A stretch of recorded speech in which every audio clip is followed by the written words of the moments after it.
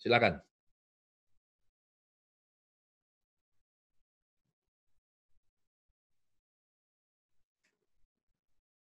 Kita. Oke, baik. Terima kasih Pak Adi W. Gunawan. Luar biasa sekali ya, ini singkat, padat, tapi sangat memikat. Luar biasa, ini pengalaman pribadi langsung ya Pak Adi W. ya. Luar biasa. Baik, jadi saya berikan kesempatan kepada Anda yang ingin bertanya langsung kepada Pak Adi W. Gunawan. Nanti terakhir akan langsung dipandu oleh Pak Adi W. Gunawan untuk praktek relaksasi ya. Saya sendiri sebenarnya sudah pernah. Jadi pada saat pertama ini cerita sedikit ya Pak Adi ya. Ini pada saat pertama kali COVID masuk ke Indonesia, saya terus terang saya agak galau Pak. Kiasi lah Pak, takut mati. Bener, itu bener-bener. Saya berapa hari itu galau sekali, takut gitu ya. Apalagi waktu itu istri saya itu kantornya tidak libur, wajib masuk. Jadi saya sempat agak bersitegang dengan istri saya. Karena ya itu saya bilang, sampai saya mengatakan gini, kamu nggak takut, saya takut loh. Jadi beberapa hari kemudian saya dapat link dari Pak Adi W. Gunawan langsung. Waduh, malamnya saya langsung praktekkan Pak Adi. Langsung saya praktekkan, langsung saya ikuti petunjuk-petunjuk Pak Adi W. Gunawan yang 29 menit Pak. Yang pertama yang Bapak kirimkan itu. Waduh, malamnya itu saya langsung tidur dengan nyenyak Pak. Benar-benar luar biasa. Terima Ya, kasih. ya, disilakan. Mungkin nanti ada kesaksian-kesaksian yang lain juga boleh disampaikan. Oke, baik. Kita lanjut ke pertanyaan ya Pak Adi. Ini sudah banyak sekali yang masuk. Wah, ini panjang sekali. Saya mulai dari awal saja. Nah, nama budaya Pak Adi dalam sesi kemarin. Nah, ini ternyata dia ikut sesi Pak Adi yang kemarin, Pak. Ya. Pak Adi memberikan informasi bahwa lewat meditasi bisa untuk menyembuhkan penyakit kanker. Yang saya tanyakan bagaimana meditasi cinta kasih bisa untuk menyembuhkan penyakit gagal ginjal seperti saya saat ini. Untuk lagi menangani sakit gagal ginjal dan rutin cuci darah seminggu 2 kali. Pak Adi silakan. Dari Pak Parman di Kalimantan Timur. Oke, terima kasih Pak. Yang begini ya, untuk sakit-sakit fisik selalu yang utama dan pertama adalah perawatan medis. Ini yang perlu dipahami dulu ya. Ya. Nah, saya memang ada membaca Pak, dan juga Dr. Dispenza pernah menceritakan di workshop yang saya ikuti itu bahwa ada orang yang mengalami kanker, Pak, kanker pada jaringan mukosa, itu berarti kayak mulutnya, tenggorokannya, terus saluran pencernaannya. Ini dokter sudah bilang nggak bisa diobati.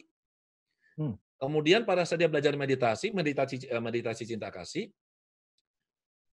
jadi begini, dia mengalami satu kondisi kehidupan yang luar biasa, dia marah sekali, suaminya bunuh diri ya, wanita ini yang bunuh diri suaminya, dan dia marah sekali, dan hidupnya juga setengah mati soal keuangan dan macam-macam. Sekitar 2 tahun kemudian dia muncul kanker ini. Luka-luka di seluruh tubuhnya, ini bagian dalam mukosa ini ya. Dan dokter mengatakan ini kanker jaringan mukosa. Dan dokter bilang nggak bisa. Nah, kemudian dia ditanya, kamu ada emosi marah nggak sama seseorang? Dia bilang ada sama suami saya. Kenapa? Dan dia cerita. Maka dia diajarkan meditasi cinta kasih. Dan dia melakukannya konsisten setiap hari. Selama berbulan-bulan itu belum kelihatan hasilnya, tapi dia konsisten tiap hari. Sampai kira-kira bulan ke-4, ke-5, itu kondisinya tidak lebih buruk, stop. Ya. Dan dia terus jalankan sampai kurang lebih sekitar 18 bulan total. Di akhir bulan ke-18 itu kondisi lukanya tiba-tiba membaik dan akhirnya sembuh. Dia kembali ke dokter dan dokter mengatakan, ya ini sudah sembuh. Nah, kenapa ini kok bisa? Ini bisa karena dia punya kemarahan luar biasa dan kemarahan ini kan menggerogoti dirinya dia. Dengan dia melatih meditasi cinta kasih, maka imun sistemnya itu meningkat, kondisinya baik. Dan ini diceritakan di bukunya Dr. Joe Dispenza yang terakhir yang judulnya Becoming Supernatural. Ini bagus banget ya. Nah, bagaimana dengan masalah gagal ginjal? Saran saya Pak, tetap lakukan seperti yang dokter sudah sarankan. Bapak bisa melakukan meditasi cinta kasih dan saat Bapak merasakan cinta kasih yang luar biasa di hati, maka cinta kasih ini Bapak kirimkan ke seluruh organ di tubuh, terutama ke ginjal. Kirim ke sana. Karena vibrasi gini, emosi negatif itu akan tinggal di tubuhnya kita. Bisa dicek itu. Orang kalau marah biasanya pasti apa? Dadanya sini nggak enak. Betul nggak? Betul. Artinya emosi negatif, kemarahan ini tinggalnya di sini. Nah, ini kalau nggak dibereskan lama-lama, emosi itu adalah energi. Emotion is energy in motion. Maka karena dia energi, ada frekuensi. Betul? Maka frekuensinya ini, frekuensi yang kasar, dia akan mengganggu frekuensi sel-sel tubuh kita. Sel tubuh kita ini kan juga ada frekuensinya. Akibatnya apa? Sel tubuh kita nanti akan bergetar mengikuti frekuensi emosi ini. Dan ini nggak bagus. Nah, sebaliknya kalau kita merasakan emosi cinta kasih vibrasinya sangat tinggi. Dan ini sangat baik untuk kesehatan. Seperti itu, Pak. Iya, luar biasa sekali ya. Jadi membereskannya itu ya salah satunya dengan meditasi cinta kasih tadi ya Pak Ya, Dewi salah Gunawan ya. satu, ya. Oke, baik. Saya yakin sudah terjawab ya Pak Parman. Kalau nanti ada yang ditanyakan silakan di chat lagi ya. Oke, ini ada pertanyaan menarik juga nih Pak Dewi Gunawan. Ya. Dari Aratok, jika kita memiliki keinginan dan keinginan terrealisasi, apakah itu termasuk kekoheren, Pak? Ya, jadi begini, kalau kita punya keinginan ya, dan keinginan ini akan sulit tercapai apabila kita tidak yakin kita bisa mencapai. Oke? Kalau ada keraguan, ada perasaan tidak nyaman, maka goal atau keinginannya akan sulit. Dan ini kalau diukur, itu akan memunculkan sinyal tidak koheren. Kenapa? Karena kita tidak yakin, kita merasa ragu, kita merasa khawatir ini tidak tercapai. Tapi sebaliknya kalau orang punya perasaan syukur, dia pasrah, ya, dia yakin dia bisa dapatkan, ya, dia syukuri apapun yang dia miliki. Ini jantung ini akan menghasilkan gelombang yang koheren dan ini vibrasinya akan sangat bagus. Iya, terus kalau seperti itu Pak, nanti ini ada beberapa orang bertanya lagi. Kalau gini bagaimana dengan motivasi, Pak? Kan kalau motivasi itu kan memacu kita itu untuk lebih semangat mengejar cita-cita kita itu loh, Pak Adi. Motivasi itu ada dua, Dr. Heru. Motivasi Ya. itu ada yang di level pikiran sadar, ada yang motivasi di level pikiran bawah sadar. Nah, kalau kita sudah bicara hati, kita bicara yang di sini, emosi, rasa, itu adalah ranah atau wilayah pikiran bawah sadar. Jadi kita bisa saja mengatakan, saya semangat, saya pasti bisa. Tapi kenapa banyak orang yang modalnya semangat akhirnya gagal? Banyak toh? Betul. Tapi banyak juga orang yang kerjanya santai, dia nikmati apapun yang dia lakukan, nggak buru-buru, tapi ternyata berhasil. Nah, karena dengan ketenangannya dia bisa fokus. Dia merasa yakin itu ada di sininya, bukan cuma di sini. Oke? Oke, siap Pak Adi, luar biasa sekali. Kita lanjut ya, dari Fadrian Fakri. Seperti yang tadi dijelaskan oleh Pak Adi Gunawan, bahwa meditasi adalah membawa pikiran pada satu objek pada keadaan sadar dan biasanya dilakukan dengan metode ketenangan. Pertanyaannya, bagaimana teknik atau trik yang kita lakukan apabila melakukan meditasi pandangan terang? Oh, ini agak berbeda nih Pak ya, tapi silakan dijelaskan Pak. Pertanyaan berikutnya, pertanyaan pertama dulu Pak, silakan. Oke, kalau soal meditasi pandangan terang atau kita kenal dengan Vipassana Bhavana, itu saran saya adalah sebaiknya itu berlatih dengan bimbingan seorang guru meditasi. Itu akan sangat teknis untuk dijelaskan di sini, itu akan sangat panjang. Karena itu ada tahapan-tahapannya, ya. Tapi begini, ada yang menyatakan bahwa sebaiknya langsung Vipassana, pandangan terang, pengamatan fenomena mental ataupun fisik. Ada yang mengatakan tidak boleh, itu harus lewat meditasi ketenangan dulu supaya konsentrasinya bagus atau samatha. Terserah kubu manapun yang mau merasa mana yang benar, tapi yang saya sarankan adalah kita butuh kedua-duanya. Oke, kita punya parang, kalau parang ini sangat kuat, tapi kalau parang ini tumpul, dia nggak bisa buat potong pohon. Kita punya pisau silet, silet ini sangat tajam, benar nggak? Tapi pisau silet ini dia tidak bisa dibuat memotong pohon. Kenapa? Karena dia sangat soft dia, tapi sangat tajam. Nah, kita butuh kuat dan kita butuh tajam. Ini ada di baik di samatha maupun di vipassana. Kalau kita bisa melakukan ini hasilnya akan sangat bagus.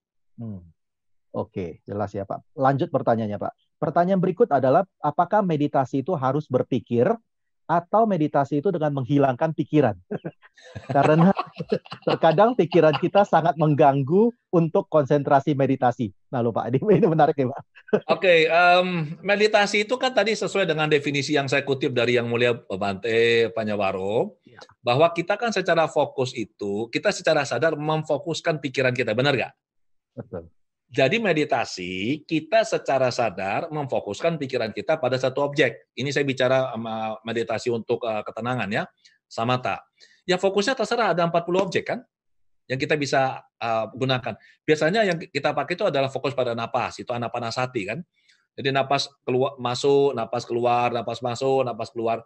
Ada lagi yang kita menggunakan objek tertentu, ya. Ada lagi objeknya adalah objek pikiran. Jadi terserah, tapi intinya adalah bukan pikirannya kosong loh.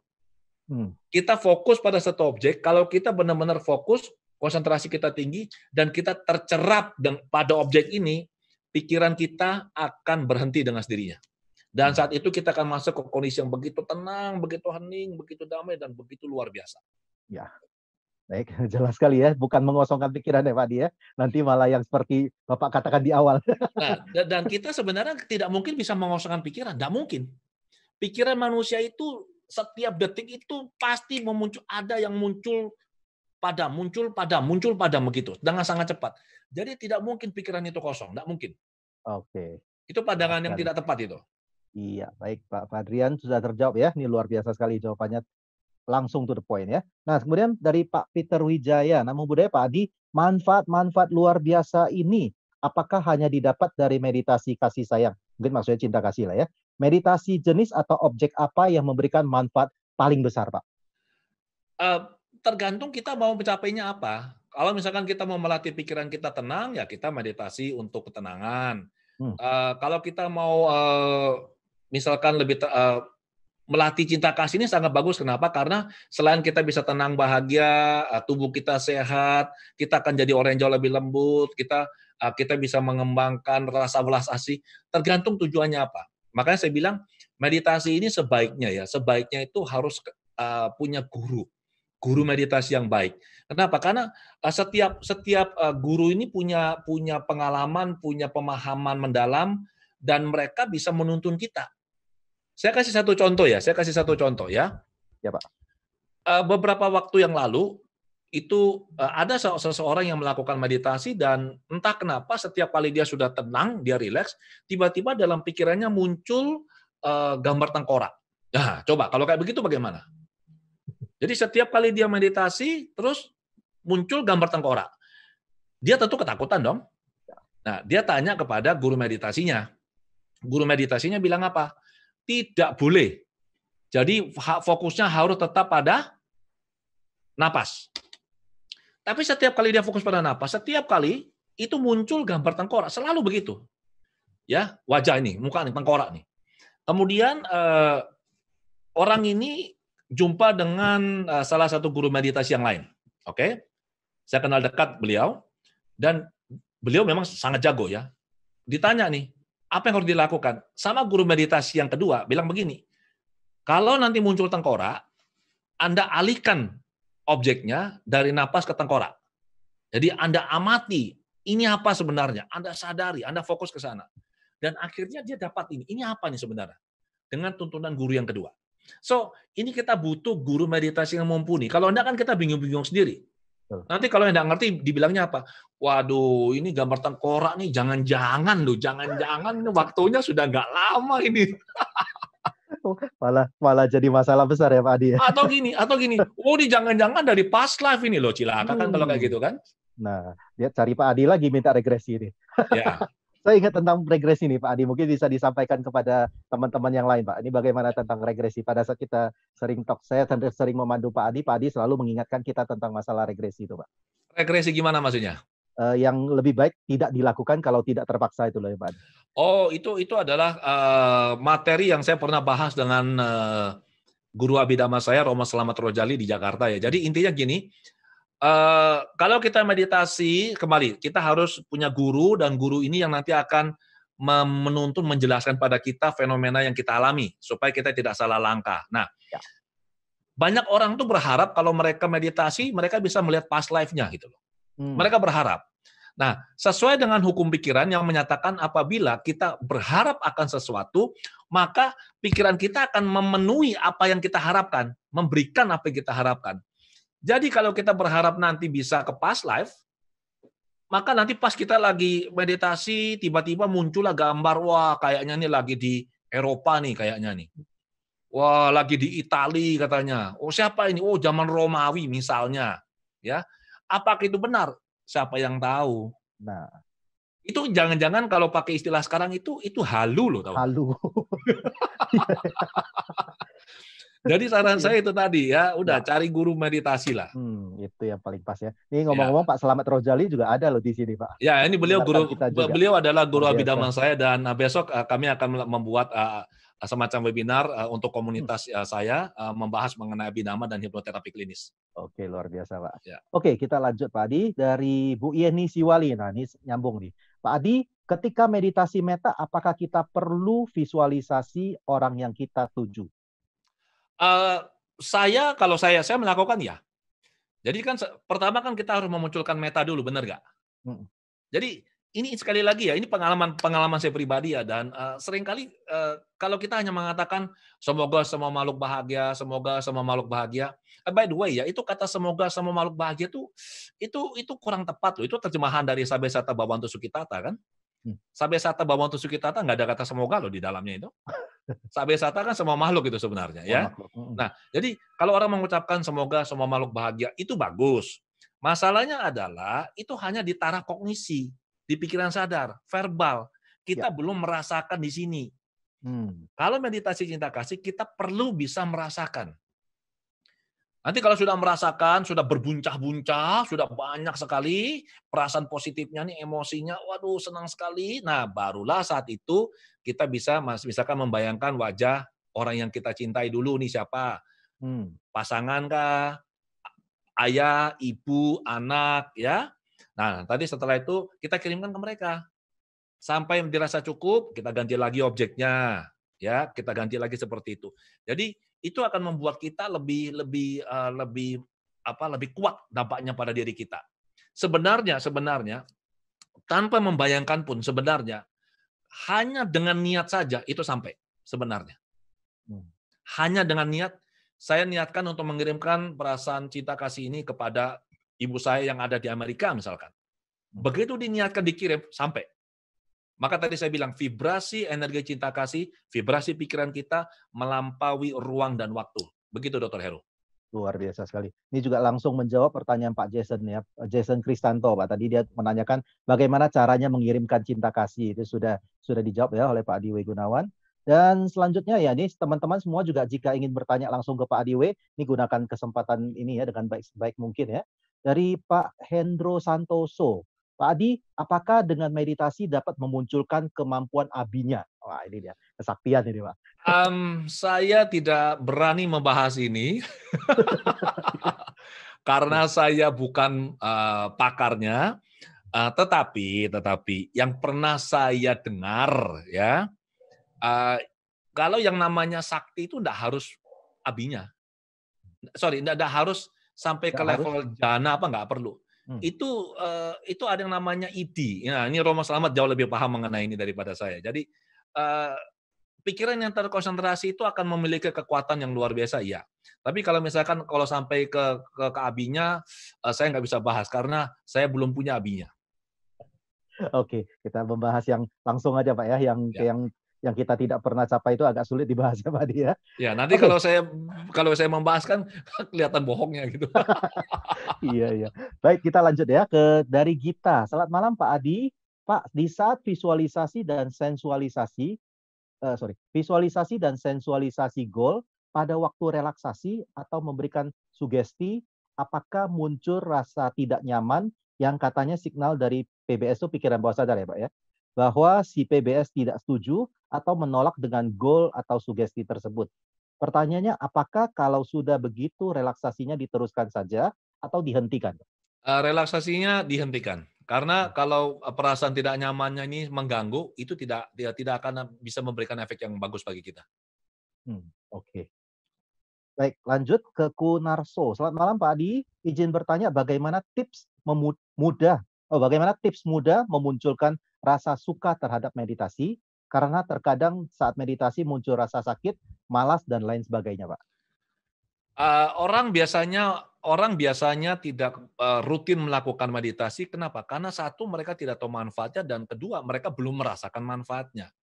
Kalau seseorang sudah merasakan pernah meditasi dan merasakan manfaatnya, itu akan menjadi sebuah kegiatan yang a new normal bagi mereka. Ya, jadi kalau nggak melakukan rasanya ada yang kurang begitu.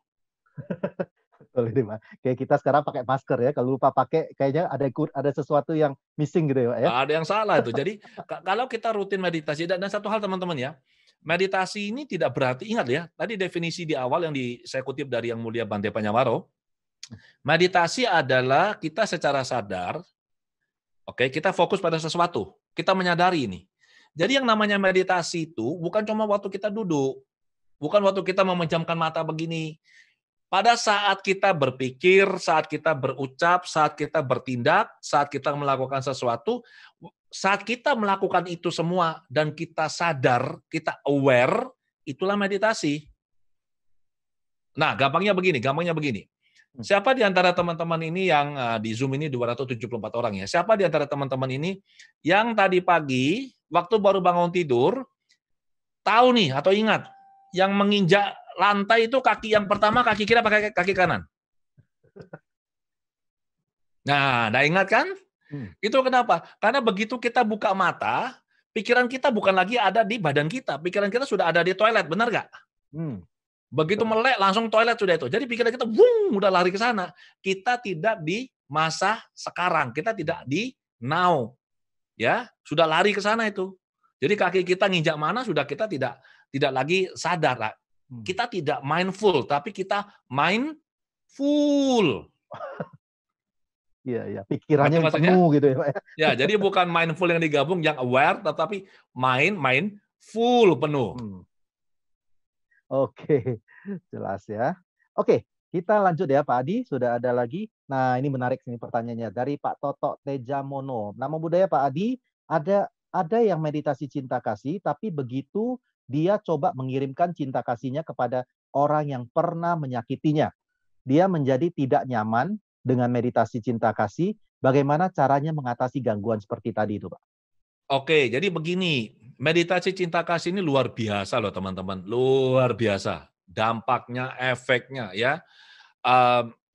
Saya beberapa kali menyarankan teman-teman saya yang secara fisik sakit, mereka bilang, Pak, apa yang harus saya lakukan? Bahkan teman saya yang dari Amerika itu dari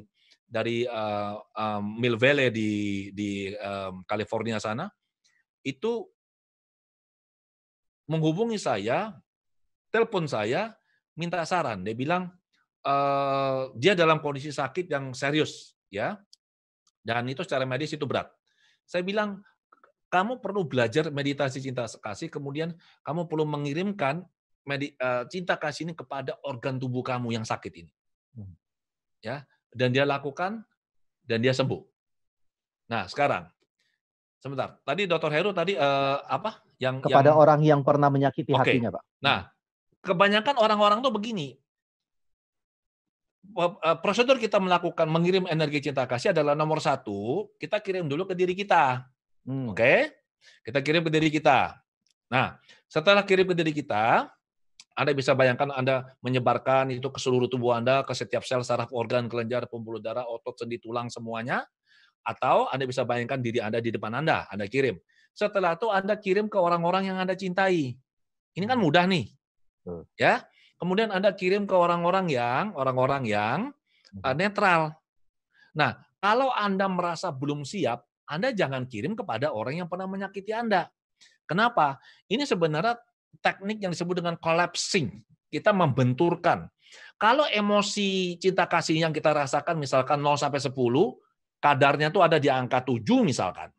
Sementara bencinya kita, marahnya kita pada orang itu ada di angka 12, 0 sampai 10 jadi 12. Saking keselnya. Maka yang terjadi waktu kita membayangkan orang ini kan muncul emosi negatif di sini, benar nggak? Betul. Dan emosi negatif, marah, benci, kecewa, terluka, dendam, sakit hati, nggak suka, sebel, kesel, apapun ini, itu di angka yang misalkan 10 lah maksimal. Ini di angka 7. Maka kemarahan kita ini akan bisa menetralisir cinta kasih yang ada dalam hati kita loh. Jadi kalau belum kuat, jangan kirim dulu ke orang itu. Latih aja dulu meditasinya, cinta kasihnya ke diri sendiri, ke orang yang kita kasih, ke orang yang netral.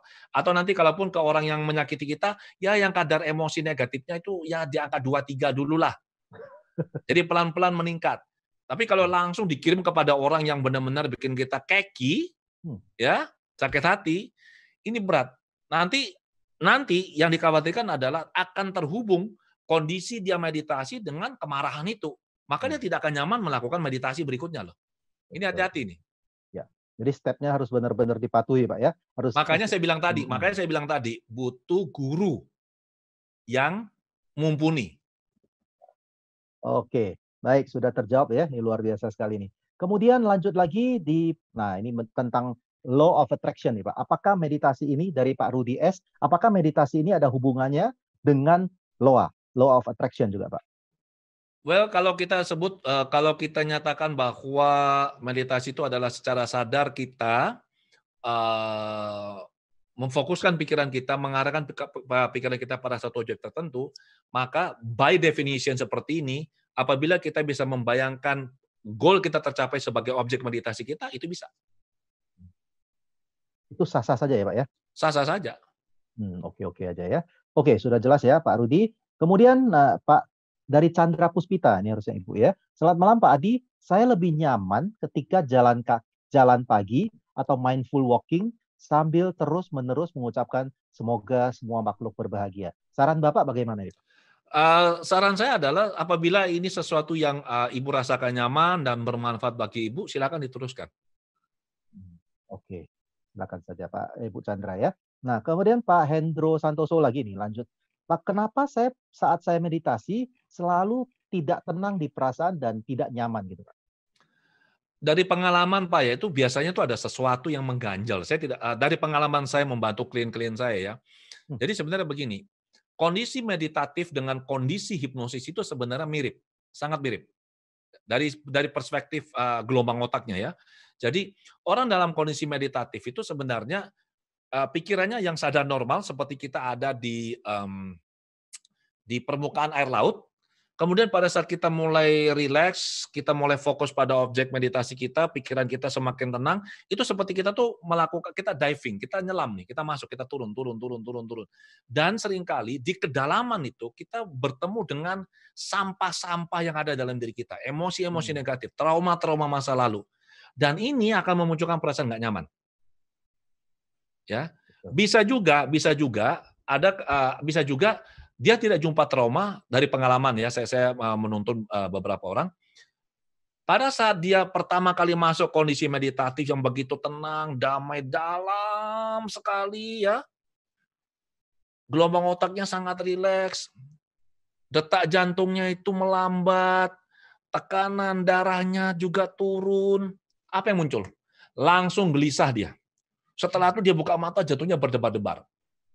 Ini terjadi kenapa? Karena dia tidak tahu bahwa orang dalam kondisi yang begitu tenang, badannya masuk ke kondisi istirahat.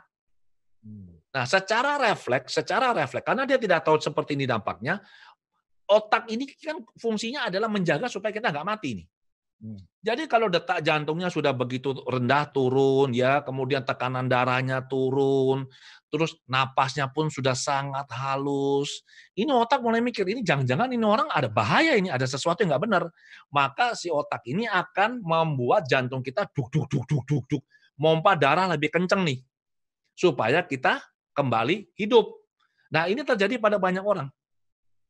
Jadi makanya perlu dipahami meditasi ini apa, fenomenanya bisa seperti apa, dan sekali lagi saya selalu ya dan berulang kali saya katakan butuh guru meditasi yang bagus supaya kita tidak salah.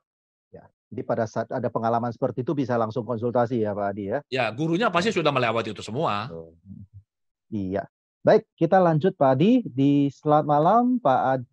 Selamat malam Pak dari Diki Supriyanto. Ini menarik nih. Ketika kondisi rumah berada dengan orang-orang yang kasar, memiliki perilaku dan pikiran yang tidak baik, akan membuat kesulitan praktek meditasi cinta kasih, Pak. Solusinya bagaimana, Pak? Sebenarnya tidak, malah itu menjadi lahan berlatih yang baik sekali saya bilang. Iya kan? Ya. Jadi kita tidak bisa mengendalikan orang lain. Yang kita bisa kendalikan hanyalah pikiran kita, diri kita sendiri. Nah, justru orang-orang di sekitar kita, misalkan di rumah yang sering negatif ya, itu justru mereka butuh loh cinta kasih. Bisa jadi mereka tuh kering sebenarnya. Karena mereka kering, maka mereka perilakunya seperti itu. Ya. Dan untuk bisa menetralisir emosi-emosi negatif seperti mereka ini nggak sulit. Karena vibrasi, saya kutip dari penelitinya David Hawkins, yang ditulis dalam bukunya Power versus Force, ya. Energi meta, energi cinta kasih itu di 10 pangkat 500. Sangat tinggi. Lupa ke 500. Energi perasaan bahagia itu di 10 pangkat 600 lebih. Nah, sementara marah, takut, cemas itu di bawah 10 pangkat 200. Jadi kalau kita bisa merasakan meta, nggak usah dikirim lah, nggak usah dikirim ke mereka. Anda merasakan meta saja, cinta kasih, nanti setelah Anda jumpa mereka, vibrasi Anda akan mempengaruhi mereka secara positif. Itu pasti, seperti tadi yang lingkaran 2 itu loh, kayak bola. Terjadi irisan, mereka akan terpengaruh secara positif. Berarti kalau sampai sekarang belum terpengaruh, berarti kitanya yang belum kuat ya Pak ya? Harus dilatih lagi ya? Ya kita perlu melatih lah, perlu sabar. Justru maksudnya menurut Pak tadi siapa itu Pak Diki tadi itu mungkin menurut dia itu karena kondisi begini saya jadi sulit Pak untuk mengembangkan cinta kasih gitu loh, masih muncul, masih punya kebencian, memiliki orang ini tidak baik gitu loh Pak. Nah, pada saat kita meditasi, saat itu kita tidak lagi fokus pada orang-orang itu. Kita fokus hanya pada objek meditasi kita.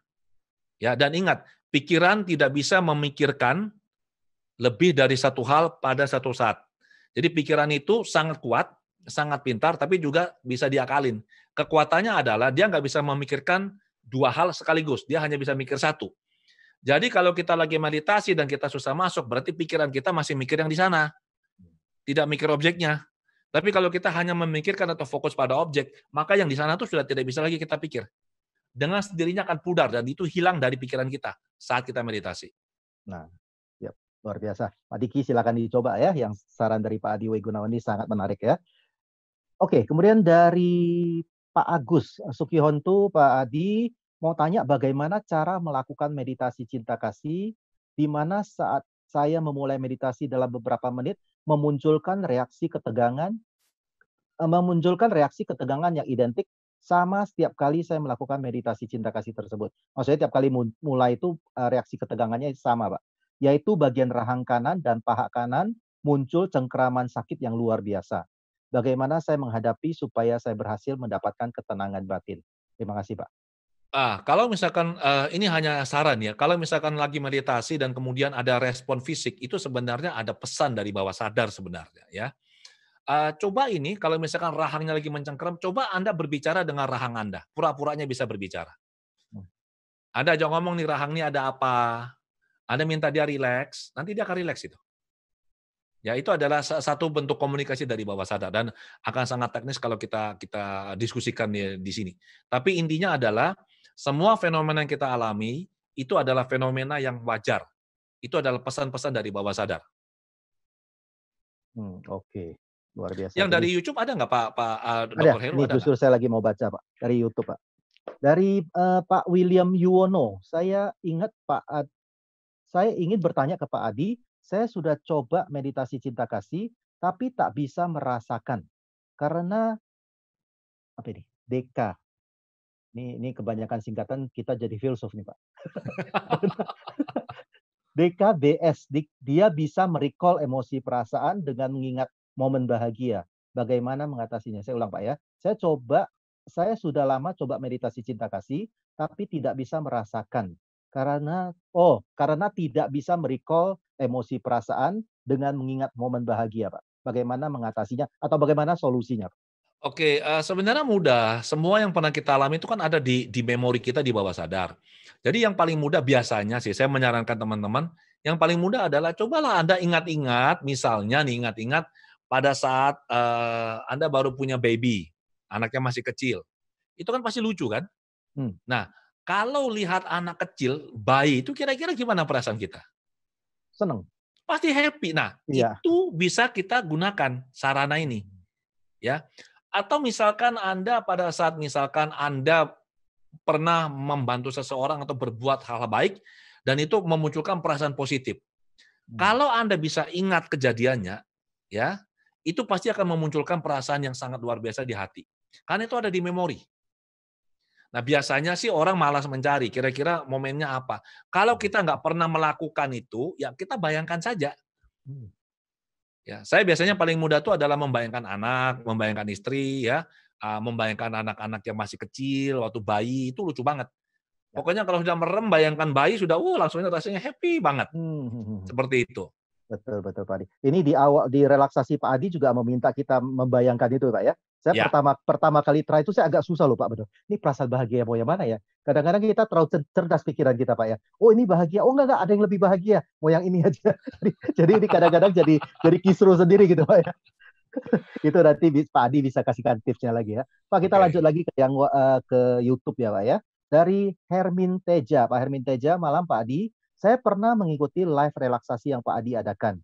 Yang saya tanyakan berapa kali relaksasi tersebut boleh kita ulang dan tenggang waktunya berapa lama Pak Adi? Relaksasi atau meditasi ini kan sebuah kegiatan yang sangat baik, benar nggak? Jadi saran saya adalah ya minimal sehari 1 kali lah, minimal itu. Jadi untuk teman-teman yang sibuk, kalau Anda sibuk, tapi Pak Adi saya ini kan ya saya ini sibuk, ya sudah kalau sibuk Anda 30 menit lah minimal sehari. Loh saya ini orang yang super sibuk, ya sudahlah cincailah. Kalau Anda super sibuknya luar biasa ya sudah 60 menit sajalah saya bilang. Malah butuh lebih banyak ya Pak ya. Semakin sibuk kita, semakin kita butuh meditasi. Ya. Nah, jadi kalau misalkan kalau saya sih saya rutin melakukannya pagi hari. Ya, saya pagi hari sekitar 45 menit sampai 1 jam. Ya, setiap pagi bangun tidur, saya senam energi dulu.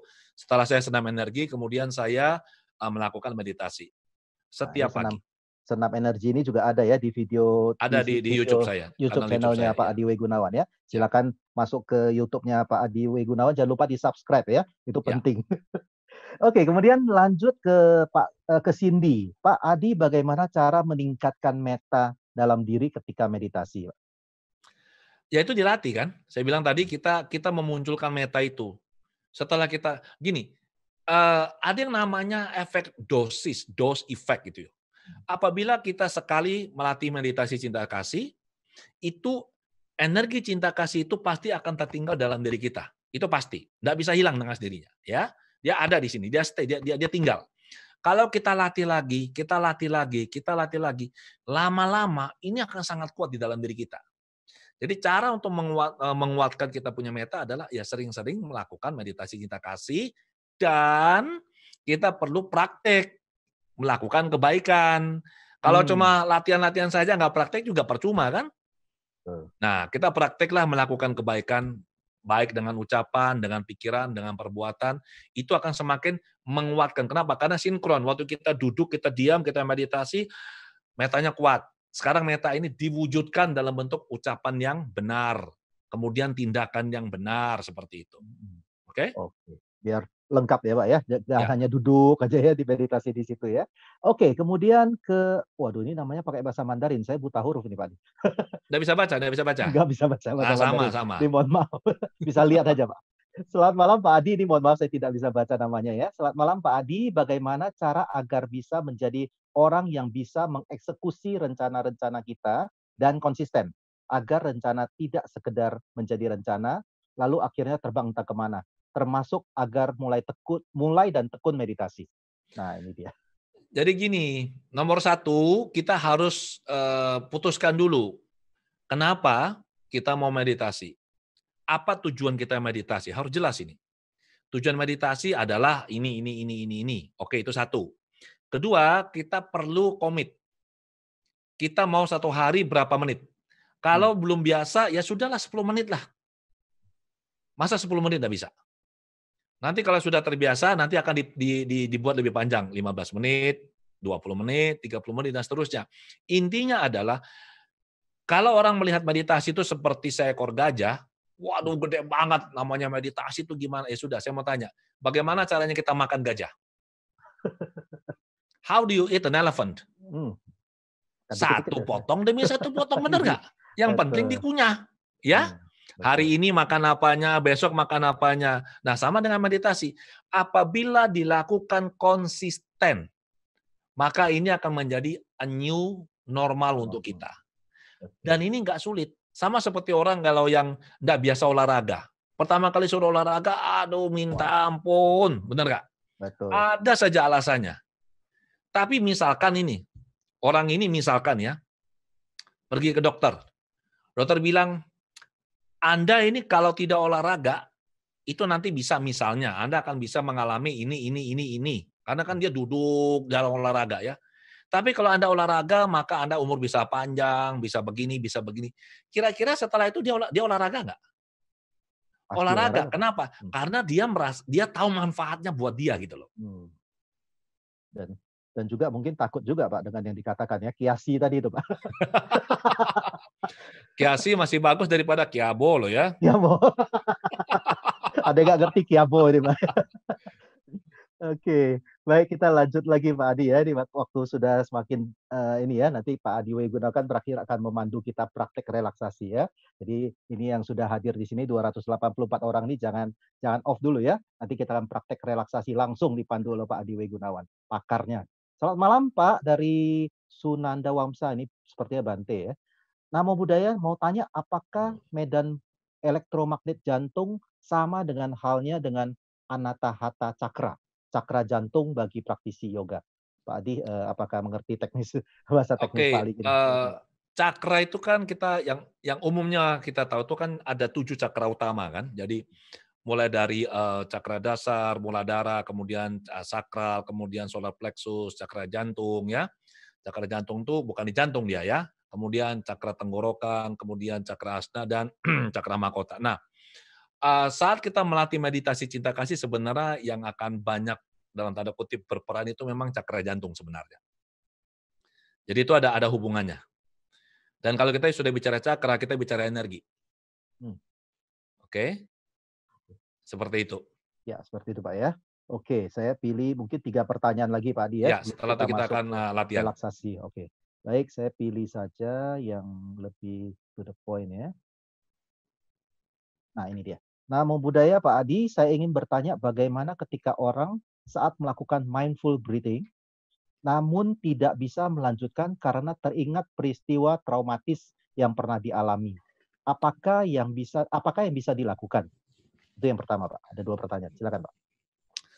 Saran saya apabila teman-teman yang ada trauma luar biasa, ada masalah emosi, saran saya teman-teman Anda bereskan itu dulu. Ya, karena Caranya, Pak? begini. Kenapa? Karena begini. Caranya. Saat kita meditasi, tadi saya sudah bilang, kondisi meditatif itu mirip atau sama dengan kondisi hipnosis sebenarnya, di mana pikiran sadar kita tuh rileks, kemudian kita akan masuk ke bawah sadar, gelombang-gelombang bawah sadar itu. Ada beta itu pikiran sadar kita, ada alfa, ada theta, ada delta. Nah, waktu saat kita turun, kita akan bertemu dengan banyak dalam tanda kutip memori-memori yang mungkin yang sudah ditekan selama ini, direpresi. Nah, itu kalau kita tidak kuat, itu bisa menjadi penghambat yang luar biasa. Karena setiap kali kita masuk, kita ketemu barang ini. Setiap kali kita masuk, kita ketemu. Jadi saran saya adalah kita perlu minta bantuan profesional. Entah ke konselor, entah ke psikolog klinis, mungkin bisa ke psikiater, mungkin juga karena saya seorang hipnoterapis klinis, Anda bisa minta bantuan hipnoterapis klinis. Intinya adalah trauma ini harus dibereskan dulu. Setelah ini beres, barulah kita meditasi. Dan yang salah orang-orang pahami adalah mereka berpikir begini, dan saya sering menemukan ini terjadi. Kalau stres, meditasi. Lagi galau, meditasi. Ya. Nah, dalam kondisi pikiran kita galau, kita susah loh fokus, saya beritahu loh. Oke? Jadi akan jauh lebih baik kalau bereskan dulu traumanya dengan cara yang lain. Setelah itu selesai, barulah kita bisa duduk tenang, enak, nyaman. Seperti itu. Oke, ini lanjut yang dari Desi tadi, Pak. Yang kedua, bolehkah Bapak membimbing kita untuk melakukan meditasi cinta kasih secara bertahap sehingga kita dapat lebih memiliki gambaran cara melakukan meditasinya dan dapat diterapkan dalam keseharian, Pak? Meditasi cinta kasih seperti yang tadi sudah saya jelaskan. Itu sebenarnya prosesnya itu tidak sulit-sulit amat. Dan guru-guru meditasi pasti bisa, dan di luar itu banyak sekali guru-guru meditasi yang sangat bagus. Ya, jadi saran saya adalah coba carilah. Pasti kan ada retret, ada kegiatan meditasi, retret meditasi, ikut itu. Oke. Baik, kita ke nah ini menarik, Pak. Apakah sebentar, nah ini dia. Apakah meditasi bisa membantu penyembuhan orang gila atau sakit mental, Pak? Dari Pak Sugianto di Batam. Oke, kalau yang namanya sakit mental ini urusannya sama psikiater ya. Hmm, Lihat ya. Kita meditasi yang kita latih apa? pikiran, Pikiran kan? betul. Betul kan? Pikiran melatih pikiran, benar nggak? Betul. Kita menggunakan kesadaran kita untuk bisa mengendalikan pikiran kita, setuju? Ya. Sekarang kalau orangnya ya katanya gila ya, saya nggak ngerti definisinya apa. Kalau pikirannya lagi kacau begitu, kira-kira dia bisa nggak meditasi? Ya, Tidak bisa. sulit, sulit Jadi sekali kita ya. harus tahu ya, meditasi itu bukan untuk menyembuhkan orang gila, bukan. Orang yang bermasalah secara mental dia harus ke psikiater atau dia perlu ke psikolog klinis. Ya, Oke? dibereskan dulu Pak ya. Dibereskan dulu. Mm-mm. Oke, ini kemudian terakhir ya Pak. Saya akan baca Ya. satu yang menurut saya cukup bagus. Tadi sudah saya baca terlewatkan. Tidak. Nah, ini Pak. Dari Pak Agus Dharma Putra, Pak. Salam Pak Dr. Adi. Saya coba meditasi cinta kasih, tapi tidak bisa membayangkan hal bahagia. Apakah permasalahan hidup berpengaruh? Saya beberapa kali merasakan tekanan besar, ayah meninggal, dan kejadian lainnya. Itu Pak. Bagaimana Pak? Ya itu tadi seperti yang sudah saya terangkan ya. Saran saya adalah sebaiknya apabila ada hal-hal besar dalam hidup kita yang mengandung emosi tinggi, emosi negatif ya. Tadi kan ada trauma karena ayah meninggal atau mungkin juga karena ada hal-hal yang lain, itu sebaiknya dibereskan dulu. Ya. Sebenarnya apabila kita ini kuat konsentrasinya, maka itu tidak akan mengganggu. Itu tidak akan mengganggu. Karena pada saat kita fokus, kita tidak akan bisa mikirkan hal yang lain kan? Tetapi karena misalkan kita juga pemula, misalkan saya pemula, saya baru belajar meditasi, setiap kali saya tutup mata, yang muncul adalah memori-memori seperti yang tadi sudah disebutkan. Dan ini mengganggu. Kalau ini situasinya, saran saya adalah bereskan dulu itu. Perasaan tidak nyamannya, mungkin ada traumanya atau apa, itu bereskan dulu. Begitu itu selesai, maka saat kita meditasi, itu gangguan-gangguan itu dengan sendirinya sudah tidak ada. Maka kita bisa fokus dengan sangat baik. Oke. Ini Oke? satu Pak, ini satu terakhir sangat menarik. Ya. Ini karena saya pernah ikut trainingnya Pak Adi W. Gunawan ini. Pak, apabila masih memiliki emosi negatif, apakah bisa menggunakan the heart technique, Pak? Jawabannya adalah sangat bisa, karena the heart technique ini adalah salah satu teknik yang sangat cepat untuk menetralisir emosi negatif. Ya, um, sedikit penjelasan teman-teman, saya menggunakan ini di ruang praktik loh, dalam konteks tertentu ya, untuk membantu klien. Oke, dan ini kalau digunakan oleh hipnoterapis yang terlatih, itu bisa digunakan untuk mengatasi emosi yang sangat-sangat intens. Saya kasih satu contoh deh. Kasus orang mengalami pelecehan seksual berat itu bisa dalam waktu cepat dihilangkan emosinya, ya, dan setelah itu dia bisa mengingat kejadiannya, tapi dia juga nggak apa-apa. Kemarin saya dapat laporan oleh salah satu murid saya di Medan, beliau melakukan membantu temannya ini ke Brastagi, lagi hujan deras, mobilnya ngebut nih, tiba-tiba slip dan mobilnya muter 2 kali dan hampir jatuh masuk jurang. Untung saja itu ban belakang itu sangkut di parit, sehingga mobilnya nyantol, tidak bisa jatuh. Ini orang, temannya ini bukan orang sembarangan juga, ya. Dan itu stres, badannya sampai panas meriang, pikirannya kacau, ketakutan, mukanya pucat menggigil. Tahu nggak butuh waktu berapa lama membereskan pengalaman traumatik ini? Sekitar 10 menit. Dan setelahnya temannya ini bilang, kok bisa ya? Tadi saya merasa masih ketakutan, masih menggigil, muka pucat, itu memori saya jatuh hampir mati masuk jurang itu terus muncul. Sekarang sulit sekali membayangkan atau mengingat lagi ya. Hmm. Nah, itu karena Udah ketakutan sekali ya. Dalam waktu 5-10 menit itu benar-benar setelah apa istilahnya diterapi ya oleh Pak Adi W. Gunawan. kembali lagi kita butuh orang HP nggak boleh ada, nggak boleh ngomong. Yang sibuk ya 30 menit saja ya. Kalau yang sangat sibuk malah 60 menit ya. Ya. Kalau yang super sibuk ikut yang 5 hari. Yang 5 hari malah ya. Biar benar-benar bisa melepaskan semua Pak Adi ya. Oke, baik Pak Adi, ingin merangkum dulu atau kita relaksasi dulu baru kita rangkum Pak Adi? Gini, nanti silakan dirangkum dulu Dr. Heru, nanti setelah ini kita akan relaksasi. Ya. Pada saat relaksasi nanti saya akan memberikan opsi bagi teman-teman, karena ini kita akan akhiri dengan rangkuman. Nanti setelah relaksasi, teman-teman yang ikut relaksasi bisa kalau mau keluar sendiri, keluar aja, Mhm. buka mata, atau mungkin kalau yang sudah berbaring di ranjang dan mau diteruskan tidur ya silakan juga. Saya kasih opsi yang seperti inilah. Oke, Silakan baik. Dokter Heru rangkum dulu. Oke, baik. Jadi tadi Pak Adi Wegunawan sudah menyampaikan dengan baik sekali tentang manfaat meditasi cinta kasih ya. Jadi yang tadi saya mau garis bawahi beberapa hal itu adalah jika ada gangguan-gangguan seperti trauma dan lain-lain, itu baiknya dibereskan dulu ya.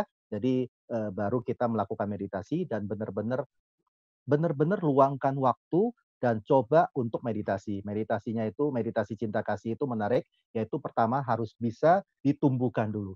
Setelah ditumbuhkan, dikuatkan, baru kemudian dibagikan.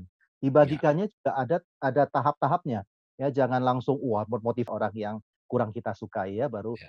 tahapnya lebih tinggi lagi. Saya pikir demikian Pak Adi, terima kasih, Yes. manfaat meditasi cinta kasihnya luar biasa sekali. Kita boleh mulai, untuk praktek relaksasi, Pak. Mungkin, Atau mungkin, briefing Ayah dulu. ada ingin menyampaikan sesuatu mungkin? Oh ya, Ayatita Apakah Ayah silakan. ingin menyampaikan sesuatu sebelum, kita tutup dengan relaksasi bersama? Oh, baik. Kalau memang nanti itu relaksasi adalah penutupannya, jadi saya rasa saya akan menyampaikannya sekarang ya, Bapak, ya. Mohon Silakan. izin, Bapak. Silakan Ya, silakan, Ayah.